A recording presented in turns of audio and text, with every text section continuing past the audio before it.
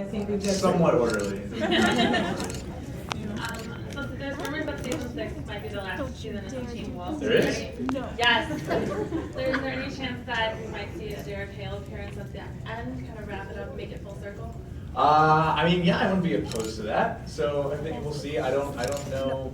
When did that rumor start? Because they're talking about how Posey's going to be producing and Jeff's going to be kind of backing away from it, and Oh wow. Okay. and how That's Liam's going to be interesting. more like focused, and they're kind of shifting it. Yeah. You know, so.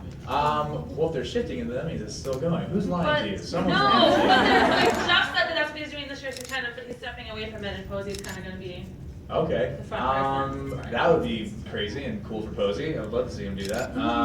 But yeah, we'll see. I definitely think that it's with a show that's still on the air. It's never out of the question.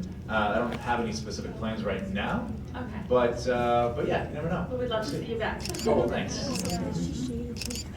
Hello. I have to know. Okay. That scene and Everybody Wants Some, Yes. the axe, was Yes. real.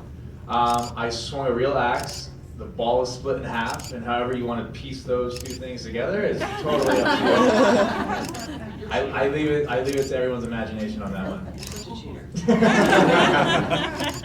I think we should put that one on Mythbusters and see if they can. Let's throw it on there. See if you can do it.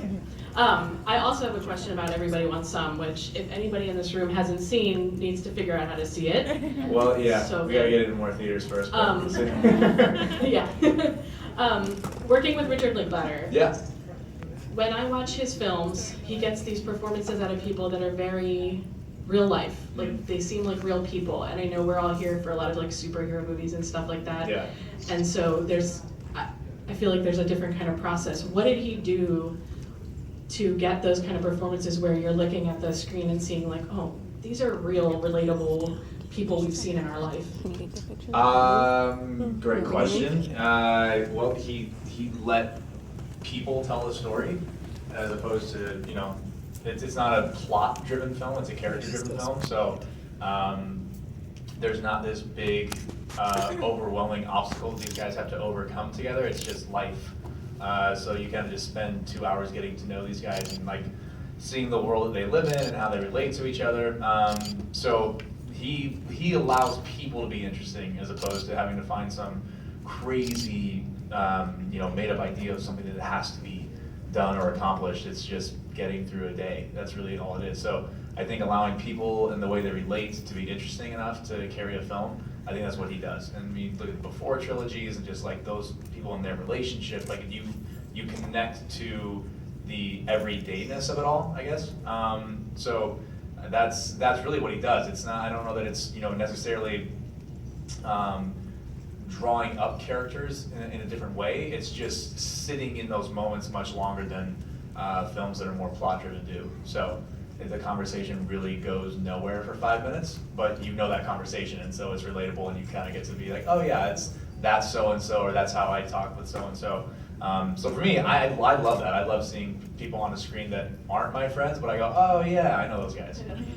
So that's always really fun. So that was definitely a different thing, and like you said, opposed to things that are more genre, or like in Teen Wolf's case, like everything is always very much pushed forward by the story and like who's doing what to who and why we have to figure it out or stop it. The plot really drives it forward, whereas this is you just sit and just kind of enjoy it. I just also want to say, I don't know what the set dressers were doing on that movie. I was alive in the 80s, and Yeah. I felt like as the camera's panning through that house, you can smell it. Yeah. Like when they show that carpet, I'm like, oh, I smelled that carpet. Yeah. So, was that authentic? Did they find an old house with like Oh yeah, old all stuff? this stuff in that house was like that was there. I mean, like not the furniture that was brought in, but like the stains on the walls and everything like that. We found that house. Oh. So it was. Oh yeah. There was, I think, I'm trying to think how many. I think there was like over like 100,000 bees in the walls. Oh. And this is how great of a guy like Rick and the whole team there is. I think they could have probably just like gotten rid of the bees, but they chose to relocate the bees. Oh. So they actually somehow got all the bees collected and put them safely somewhere else to start over. I guess I don't That's know. what I've heard all day. Yeah. That's amazing. They have a new home. They have a new home now. So yeah. Awesome. Thank you. Of course. My question's Hello. about Stratton. Okay. They just released a couple of new photos, and I was just wondering if you can share with us what your experience was filming that, and if you know any information when it's going to be released here in the US. I know there were talking about screening at the Cannes Film Festival this week, Oh, but then a really? little side. I learned everything from you guys, by the way. I didn't pick this up yet. I know just nothing. found this out yesterday too, so I'm like, okay, this Okay. would be a good question to ask. Yeah. But it was like a small side theater they were gonna screen it at, I guess since you guys didn't know about it. Okay, yeah. But can you tell us more about that experience? The experience was incredible. Great people. Simon West definitely knows what he likes to do. He likes to blow things up, and he makes it look really cool. And he does great action films. So it was really fun to kind of have that experience of, Teen Wolf obviously did a lot of stunt work and things like that, and that was really fun. But it's also very genre, so it's like you're fighting as a wolf, and like this was actually fighting as a Navy SEAL and going through the training for that. We had to train in Rome, which was, I'll never complain about that. It was a really fun time, and working with Dominic Cooper that closely for kind of the way that we worked in the movie together. Going through that training together was just a really, really fun experience. He's a great guy, great actor. So the experience shooting it was incredible. I haven't seen the film yet. I did hear about another screening that I don't think was that one, that I think Dominic was invited to, so I'm still waiting to hear from him. But yeah, I'm excited to see it, and I don't know exactly when it's going to be released here. I wish I did. But again, you'll probably know before I do. I'm sure I'll get another question about, so the release coming up. I'm like, oh, cool, coming out. But yeah, as soon as I find something out, I will do one of my rare and not so often tweets. Let you guys know. Thank you. Thank you. Hi. Hello. My question actually is on the heels of that one about your other projects. Can you talk a little bit about Undrafted, which I know obviously hasn't come out yet, but you filmed it a while ago? Yes. And also your role in the 50 Shades franchise? Yes, so I am in 50 Shades. My character's name is Boyce Fox. All I can tell you about it. So there you go. Undrafted we filmed quite a while ago. I think Undrafted was about, oh my God, maybe 2.5, coming up on 3 years ago now. So it's been a little while, but I'm glad Joe finally got it put together. It's been together, I think, for a little while now, but we have someone who's excited about the project and distributing it. So that I believe is coming out July 15th, if I have that correct. I know something. So I believe it comes out July 15th. It's a great film about these guys who just love the game of baseball. Ironically, another baseball film that's coming out at the same time. So it's about these guys who just love this thing. And again, it's kind of try to relate it in the same way that Everybody Wants Some wasn't necessarily a baseball movie. That just happened to be the thing that tied these guys together. It could have been a football team. It could have been theater arts program. A bunch of them. It just the discussions might have been a little bit different, but the idea and the concepts are the same. It's something these guys love so much and put so much of your time into that maybe doesn't always necessarily go your way, and just kind of how you deal with that and move on to something. And so it was a lot of fun. Another great ensemble, a bunch of really good guys, great actors. Had a blast shooting that one as well. So I'm excited for you guys to see that one as well. It'll be fun. So that'll be out this summer. Okay, thank you. Of course. I actually have several questions. Okay. Okay. So, There's a long line behind you. okay, so all about Everybody Wants Some. So you were obviously really believably transported back to the 80s with the help of Wikipedia.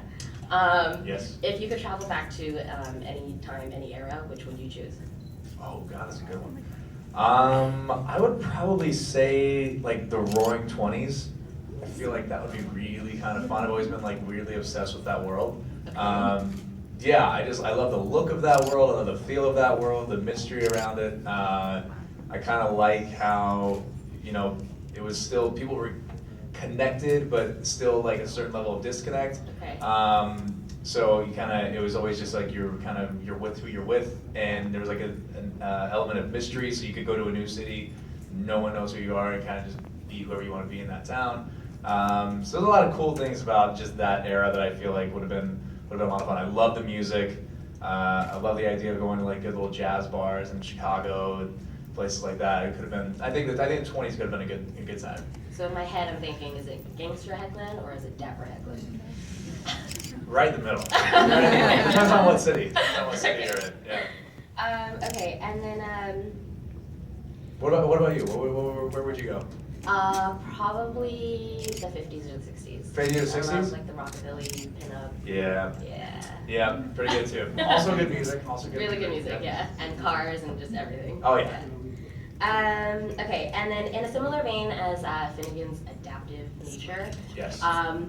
what is the most ingenious thing that you think that you've done to reel in kind of a romantic interest? And was it successful? Or what was most successful? I guess they don't have to go hand in hand. Well, I guess I was gonna say if it's ingenious, it better be successful. Or you think it's ingenious, right? True. Very true. The most ingenious thing. Oh God. I don't think I can praise myself that highly. Finnegan is a special guy. He actually is that person. Or I guess most successful, or something Successful. Yeah, you know, see, I really don't claim to be a very smooth guy. So I think the most ingenious thing I did was just finally accepting that. Okay. Okay. That's probably the best. I think once you just kind of realize, you know, who you are and you just go with it, I think that's the most ingenious thing you can do. Well, you're rocking it, so. I'm trying. I probably fail more than I succeed. But I mean, I've had girlfriends, I've had relationships, so I guess I've succeeded at times. You'd have to ask them what it was, though. I really can't tell I you. know, I meant to, I'm always I wanted to asking ask ways. this like in a panel question, like all of you were there, but I didn't get a chance. I figured, I mean, I had to Yeah. go, so. God, see, me even struggling to think of it shows you how not ingenious I It actually kind am at of this. made me think of, I just read the article that the Guardian UK had come out with where it was just you and Glenn. Oh yeah. And you're like, yeah, we rocked it, dude, like, it was awesome. And he's like, dude, man, you were home by like 10. Yeah, he was. He tried to play that one off. But no, actually, it was funny because we did a UK tour for Everybody Wants Some, and I was there with Richard Linklater and Glenn Powell, who plays Finnegan in the movie. And his first flight got canceled coming out. His second flight, they woke him up to ask him if he was a doctor because there was someone on the plane who was having an emergency. And I think Looks like a doctor. what did he say? His response was like, "Who's directing?" And so yeah, so his flight actually got diverted to Ireland. So he had a rough time getting there. So I as much as I gave him a hard time for going home early that night, he had a rough day getting there. So I couldn't really blame him. Okay, and then, I went to a Q&A where Glenn had mentioned that you and Ryan, or Mac and Cheese, Yes. pitched several ideas to Rick, and at one point you guys were like acting something out in front of him. I think it was like in between scenes or something, so you like had to rush off to do something. I But was you doing it. guys were like No, acting it out, and he was just like looking by. Is he still there? Yeah, so this was kind of the great thing about working on that film, is that you felt safe and okay to try things that didn't work, which eventually the hope is that it leads to something that does. So Ryan and I had come up with kind of an idea or something to do to kind of end this scene, and we were doing one of our live run-throughs of the whole of the script at the house. And so we would start at the very beginning, we would run through the entire script, everything that takes place in that house. And it was the opening scene, and Rick was following Blake, who plays Jake, out of the kitchen. And Ryan and I continued on with our little idea. And Rick kind of stopped and like looked in, and he was watching for a second, and we got about halfway through it, and he was like, yeah, okay. And he just kind of walked out, and I could see him, but Ryan couldn't, so Ryan kept going with the scene. And then eventually he stopped talking, and I didn't really say anything. He's like, he left, and he's like, yeah, he's not here. He's gone. So we're gonna scratch that one off. But it was good. But that was a great thing. Rick made you feel really comfortable to try things, and kind of encourage that, and never really would shoot it down. It just kind of inspired you to keep trying. But he did know what he wanted, so you would know if it worked or not. And that one did not. So we came up with something else eventually. My question was, what was something that you guys really wanted to thought of and then really wanted to see adapted in the film that didn't make the cut? Honestly, after we saw the film put together, and then I saw some of the things that were taken out of it, I really don't know of anything. I think everything that kind of went into it in the end was right. It was very, very well done. Rick, like I said, knows what he wants, and he's very good at that. So seeing the film as a whole, there's nothing that got cut out that I wish would have made it. I think kind of all the moments are there. You really get a good sense of who each and every one of these guys are. Maybe the part where Ryan and I ran through a party in our underwear just because it was really cold that night, and it would have been worth it more if it made it in the movie. But yeah, I can't really think of anything that didn't make it, but I'm pretty sure that's in the deleted scenes. So yeah, I think I think all that stuff will be there, but I was happy with the way it turned out. That was actually my follow-up question, was what idea was the tiny whitey scene? That was And my. why didn't it make it? That was mine and Ryan's. That was us. That was us at the party being like, Rick, we thought maybe we'd be streaking through the party. And he said, yeah, cool, let's do it. So we did it. Okay, so my last question is, so my favorite character is, obviously, I really like your character, but my favorite character is Jay Niles. I love him. Raw Dog is my favorite. Who was your favorite character aside from your own, and who would you have wanted to play outside of Mac? I wouldn't have wanted to play anybody else. Honestly, everybody, after seeing what everybody did, I think in the beginning, and characters kind of moved around too. Lines from the script got redistributed kind of as we rehearsed it. So we would do a read through. It was like the most selfless group of guys ever. It's the most incredible ensemble because nobody was really clinging to moments or trying to take all of them for themselves. We would do read-throughs where guys would be like, Rick, I don't feel like my guy would say this. I feel like maybe he would, and would give the line away. So it was a really great group of guys in that way. So once we started doing that process, it was like really clear that like everyone was perfectly spot on for who they were supposed to be. So I don't think I would have wanted to play anybody else. Justin did an amazing job playing Niles. Such a great job. It's such a hard character to pull off without doing just every cliche in the book. So I think he did an incredible job with that. But I will say, I think the lines in the movie that always get me the most are probably Willoughby's, who is played by Wyatt Russell. He's got some incredible lines in that. So I think that's probably the one that I always, I always kind of go back to a few of the things that he says. Really philosophical. Very philosophical in a very great way. Yeah. So yeah. Cool. Thank you all for questions. Thank you. Yeah. Hey, how's it going? Good, how you doing? One of my favorite movies, Road to Perdition. Oh, thank you. What was it like working with Tom Hanks? What kind of advice did he give you being so young, and how did it affect your acting career? I think working with Tom was amazing. He has the reputation of the nicest guy in Hollywood because he's the nicest person. Could not have been more welcoming and just a great example of how to be a professional, how to be an actor, how to be a good person. So that was really good. But I would say, as far as like advice that he gave me, I was very young when that happened, and so we had a lot of talks. But I think one of the things I remember from that set was really great was everybody kind of let me just go. Which was, I think, a good thing for confidence at that age. It was kind of, they just trusted me, and I think letting me feel that was probably a good thing in that time, just because I think if you're overwhelmed sometimes with advice or being told things, you start to question whether or not you know anything.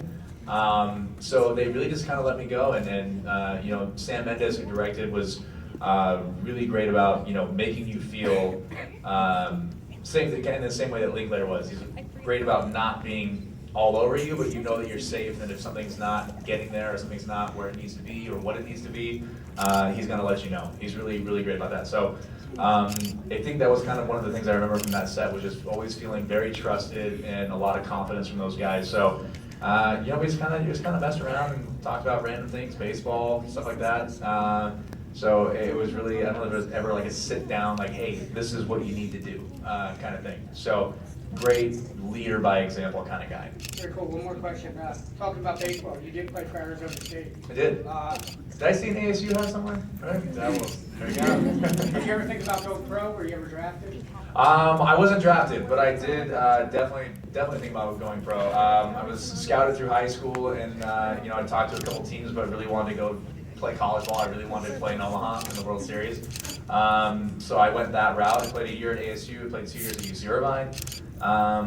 And yeah, I think had I continued to play, I probably would have been drafted. I don't know what round, and I don't know how high I would have made it, but I probably would have played a little bit of pro ball.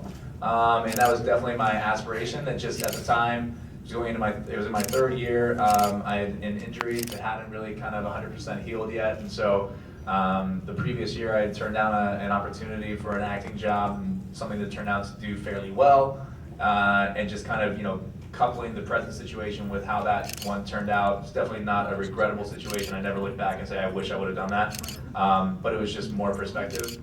And I had a meeting with my coach in which I said I was still willing to try to do both, because I've been doing both since I was about 8 years old.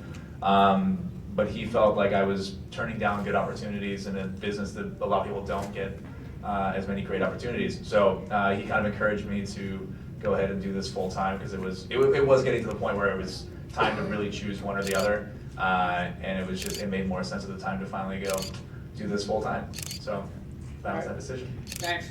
Thank you. Good time. How's it going, man? That's one of your characters fucking awesome. Oh, thanks. Sorry, Thank you, Red. I have 4 questions. All right. Kind of weird, but just bear with me. All right. All right. First question: in the future, do you see yourself in any DC or Marvel movies? If so, what character do you want to be? I would absolutely love to be in that world. I enjoy them immensely. I think they're a lot of fun. I don't know which way I would want to go though. Please, if anyone's very strongly DC or Marvel here, don't hate me. But I don't have an allegiance to one or the other, so which works well for casting. So yeah, I love both worlds. It would really kind of just depend on what kind of world the filmmaker would want to be creating with it. And what the character was, but I mean, like I look at what Robert Downey's done with Iron Man and what Christian Bale did with Batman and things like that. I love what those guys did with those films. So really, it would depend a lot on that, what the story is, what the filmmaker's kind of vision is for it. But it's definitely a world that I would love to be a part of. So someday we'll see. I think you could have been awesome Winter Soldier, by the way. Oh well, thank you. All right. Another question, number 2. Who is your favorite hero or villain in DC and Marvel, if you have one? Favorite villain now, I think now and forever right now has to be the Joker. Awesome. Just after Nicholson and Heath Ledger, just what they did with that, I think that's always going to be my favorite villain now. Favorite hero? Oh man, it's definitely it's a toss up between Iron Man and Batman. I think those are the Say the right words. Okay. Those are the yeah, for sure. I think that trilogy of Batman with Bale and what Christopher Nolan did with that, I just thought was really special. So that's kind of I loved Batman before that, and it's just I think that version of it now is just kind of put a new spin on it for me, and I've just really immensely enjoyed that one. So. That's going to be right up there, and what Robert Downey did with the first Iron Man, I just thought was so ingenious, and just such a great new way of looking at this world that it really kind of made me a fan for life. So those are the 2. All right. Here's the weird ones. All right. Okay. On set, have you ever had to take a poop in the middle of filming? Question for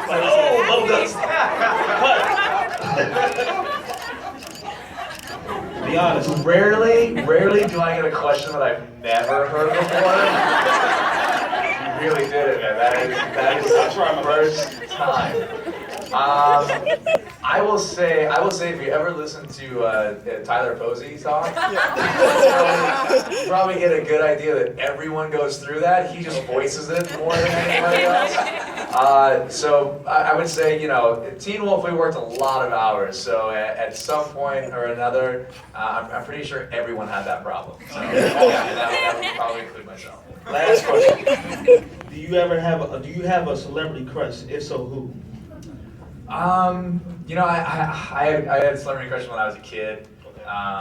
Don't know that I have any now. I mean, I have crushes on people for their work, I think, more than anything. But when I was a kid, yeah, I had a huge crush on, I had a huge crush on Kate Beckinsale. Yeah. Awesome. Did anybody see Click? Yeah. Yeah? Okay, so come on. Yeah, great. I think Click is one of Sandler's greatest films. I love that movie. So yeah, I had a huge crush on her, and I had a huge crush on, oh God, why am I blanking on her name right now? Is that Tiffany Amber Thiessen? Is that right? Yes. She was Saved by the Bell? Yeah. My older brother and sister watched that show, and I think I forget how young I was then, but it was Kelly, and I was like, oh man, yeah. And then and Jennifer Aniston when she was playing Rachel in Friends, that was another one. Thank you, Tyler. I appreciate it. Thank you very much, brother. I'll see you in the Appreciate booth, get a photo. Sounds good. Hey, Tyler. How's it going, buddy? I feel like your question might have been stolen, just based off your reaction. Well, yeah, I don't mind that. I mean, great to hear how you feel about your favorite superheroes and all that. So I've got one question. Yeah. If anything, what do you miss the most about leading the cast of Teen Wolf? The cast. I mean, Cast, yeah. I miss the guys. I missed the times. It's always fun working with those guys, but especially on a TV show, you fall into such a rhythm in the scenes that the initial, like the first season or two of the show where you're really kind of spending so much time exploring the characters and finding out who they are. It's fun to see what's different about them in each season after that. But to a certain extent, you always there's a familiarity with the character. You don't need to sit there an hour before the scene and be like, oh, how would he really be thinking or doing this? It's like, you just kind of become a part of you that you can kind of tap into and go back to it. So after the first season or two, especially the time when you're not shooting, is just so much fun, and there's more time that you're not shooting than you are. So if you have to be on a set, like some people that I know, or you don't necessarily enjoy your castmates, it's not necessarily as fun. But there really wasn't a bad person in that group. So the time in between takes, in between scenes, I missed the downtime with those guys, just kind of hanging out, talking about meaningless, pointless stuff for absolutely no reason. Those times were great, and it was a special set, really, really good people. But I still do see them a lot outside of work as well. So it's nice that I don't have to miss it too much. But when you have a 16-hour day, it's nice on hour 15 that your person next to you is still making you laugh. So I miss those times. All right, well, just one more. If a Teen Wolf movie were to be produced, how interested would you be in that project? I'll read it. I'll definitely read it. See what they're doing. Is that another rumor that I'm not aware of? Is that another one? Maybe. Are you starting it right now? I'd love to see what they're doing with it. I mean, I can imagine that, it's pretty amazing the kind of world that we were able to create on that show on a television budget. So, to see what they could do with the film would be definitely very, very interesting. I'd love to see the scope of what they were trying to accomplish and kind of fit it all into 2 hours. Adult Wolf, that's the title? Adult Wolf. All right. Adult What was it, young adults? Young men? Thank you very much. Thank you, I appreciate it. Okay, my next question is having to do with the cast and hanging out with them. You Okay. guys get to go to like pubs and play games and all that sort of stuff. Yeah. So what is When you say like, you guys, you mean me and Ian? You and Ian, apparently Colton was at the one with you and your brother and all of that. Colton's been So, at every spot. what is your like favorite kind of like pub game or to play with each other? I'd say between Ian and I, it is definitely shuffleboard. I'm surprised Ian still likes to play with me. All the time? I didn't say that. You can tell him I said that. It'll be good. Because then the next time I play him, he'll be thinking about it, and I'll just win again. So it's very fun. It's so fun to mess with Ian. So shuffleboard is definitely. Next month, so I'll tell them. Are you? Oh, Yeah, that's great. Please ask him how it feels to never have beaten me at shuffleboard. I will ask, because I was like, Tyler's about to say. Oh, no. Don't tell him I said it. You say it. I'll own that one. Eventually, you can tell him that I said that, but I just want to see his reaction when you say it first. I would say shuffleboard. Like to go and throw darts. Definitely a big fan of darts. Shoot some pool. Anything where there's a winner and a loser at the end. We're pretty big fans of. Yeah. Your clown brother. Yeah, definitely some of that. Back to the good old days. Yeah, we'll get a couple games of that in. Awesome, thank you. Thank you. You better ask him that. I'm gonna hold you to that. Hello. Hello. So I was wondering, Derek Hale obviously thrived in the Teen Wolf world. Did you think Well, sometimes. So did you think any of your other characters that you've played would also thrive in the Teen Wolf world? Oh, none of them. No, let me think. Who would have thrived in the Teen Wolf world? Mick Reynolds could have. Maybe. Who saw Everybody Wants Some? Just so when I actually reference them, I know how many people get what I'm saying. Okay. So if and when you see Everybody Wants Some, I would say Mick Reynolds probably could. He would hold his own, I think. I'm trying to think of any other ones.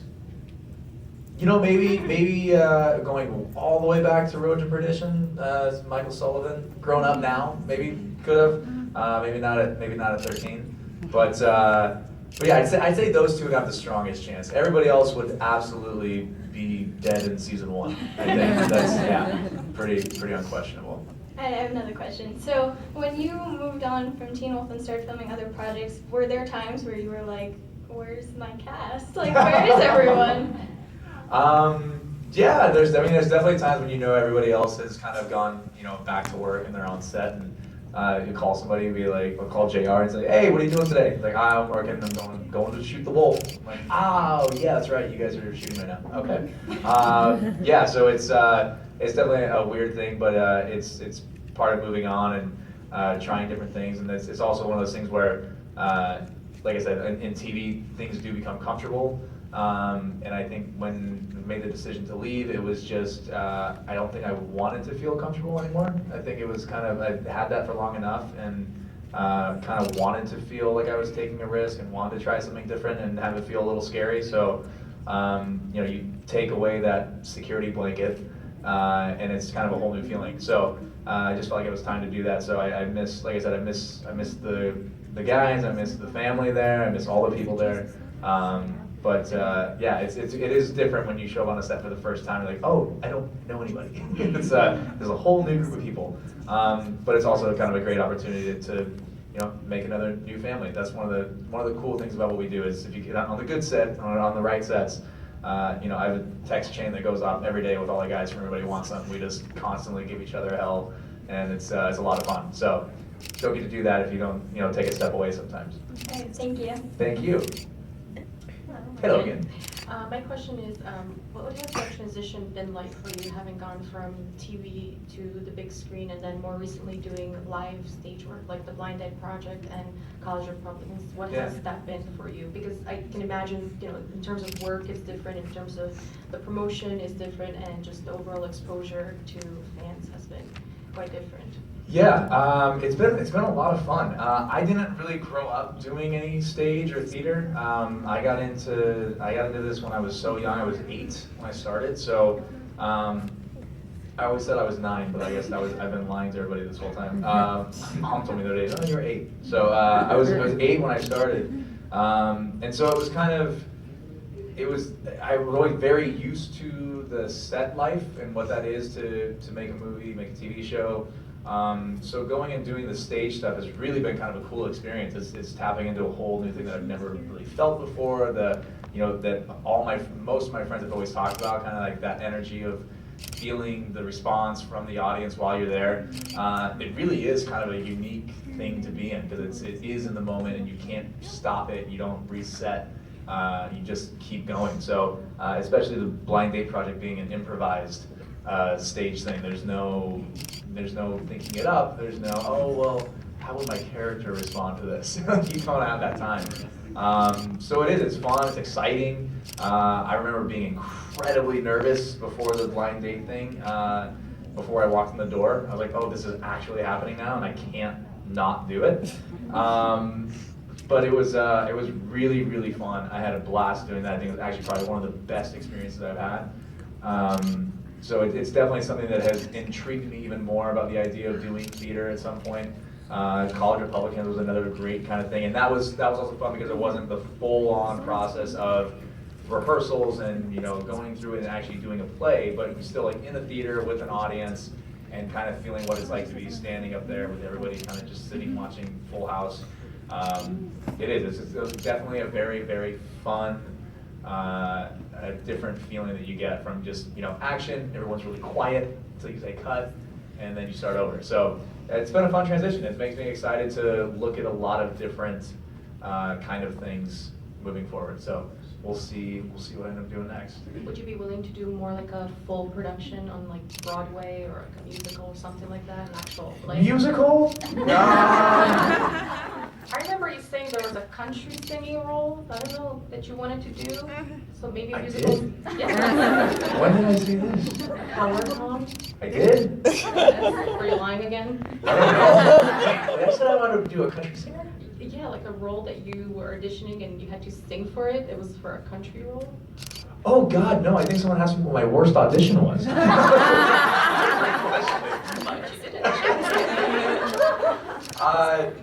I had an audition where it was actually only the second time that I had to sing like actually for someone and being judged on it. And I completely lost my breath. It completely went away, and it was not good. The only successful attempt I've had at singing was at the blind date thing. When I didn't know I was going to have to do karaoke, again, that just kind of came up.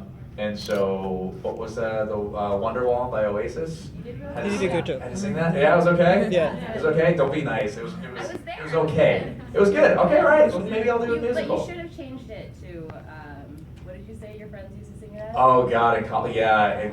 That's part of the improv that actually, one of the things that was actually true in college. This is so stupid. This is what guys do in college, and you think it's funny, and it's really lame. We had one buddy who was like that buddy who could play like 5 songs on the guitar. So he'd bring it to like our like big bonfire parties we would have, and he would play his guitar.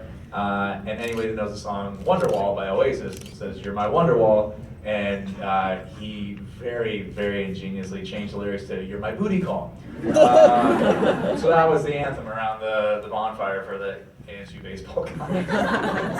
But yeah, we'll see. I don't know if a musical is up my alley. Maybe like down the road would be like another. Maybe more like a drama type. But yeah, definitely like a drama or even a comedy. I think would be fun on stage, especially. Like I said, the energy of the crowd is really kind of fun to feel that. So to do something and get a laugh from it and a response and feel like you've actually done something to make the crowd feel a certain way is really cool. So we'll see.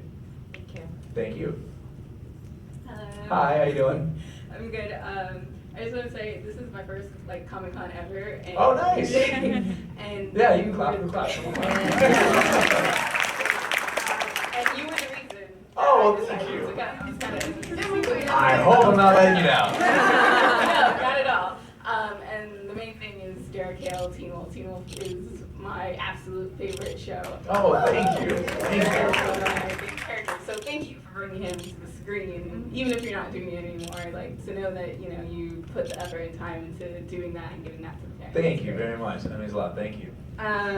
So my question is kind of, I like to think of like the backstories like of the characters that actors play. Like, Yeah. do you as an actor like create backstories, or if the character already has backstories that the writers have made, like even go so far as to like create little can't pronounce nuances or whatever. Like everyone has like a little tick. Do you go so deep into the character that their nervous tick or like what they're thinking in a certain time? Or Yeah, I think that's always good information to have. I think in TV and film, I always find it really different because TV, it's great to have certain things, different little characteristics like tics and things like that are always good to know.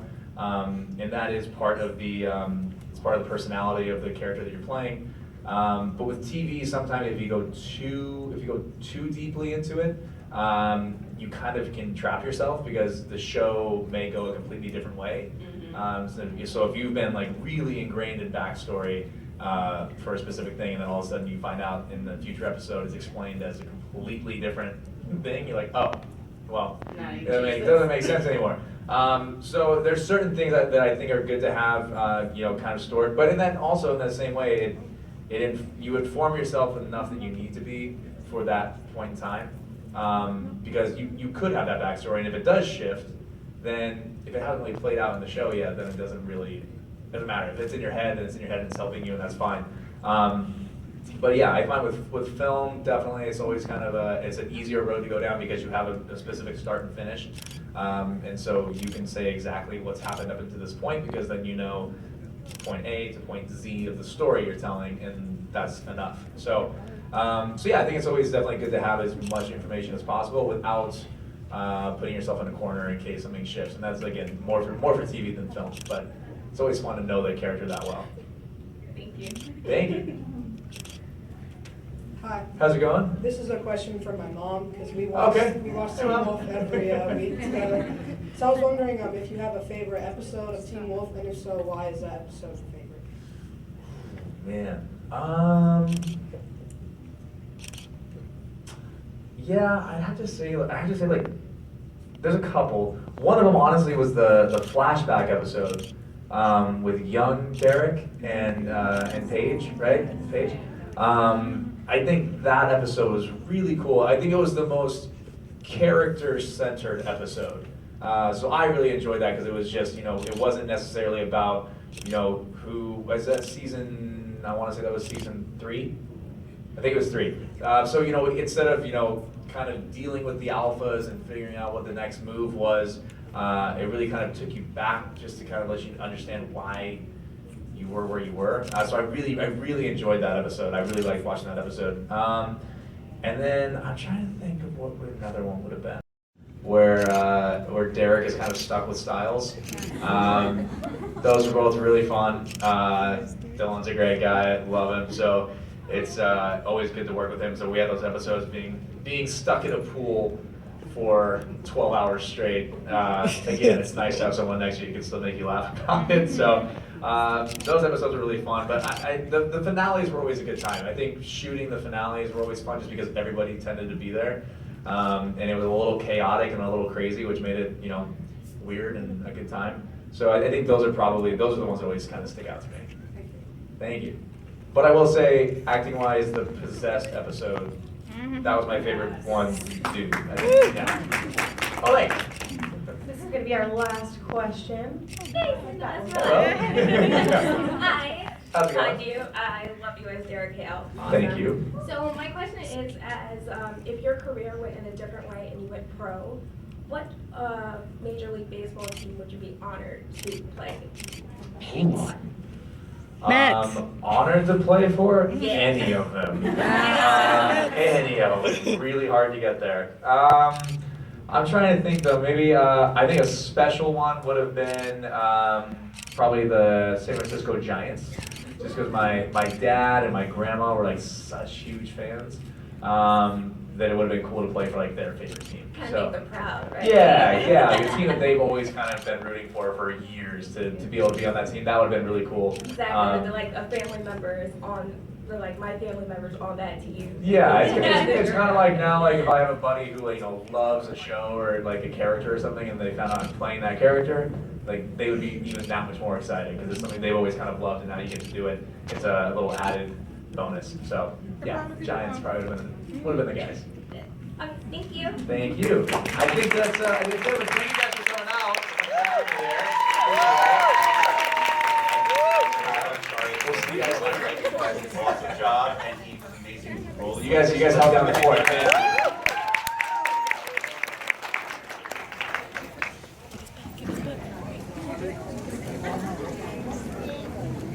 All right, folks, we're going to clear the room. Thank you, thank you, thank you.